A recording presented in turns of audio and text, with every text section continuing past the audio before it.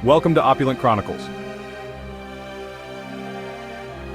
Today we're stepping inside the most luxurious hotels in the world. These places aren't just accommodations, they are experiences that redefine opulence and promise to intrigue even the most seasoned luxury traveler.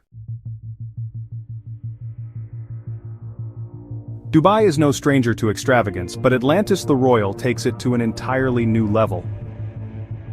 With a $1.4 billion price tag, Atlantis the Royal is not just a hotel, it's a vertical palace in the sky. This architectural wonder welcomes guests with fire and water fountains, rooms with floor-to-ceiling ocean views, and Michelin-starred dining experiences, setting a new standard for luxury. For the ultra-rich, the Royal Mansion Suite, at $100,000 per night, includes a 16-person staff, a private infinity pool, and VIP access to Dubai's elite social scene, where celebrities and billionaires come to play. If you're ready to turn this dream into reality, book your stay through our exclusive Opulent Chronicles Expedia link. It's in the description below. It's your gateway to world-class accommodations and unforgettable experiences.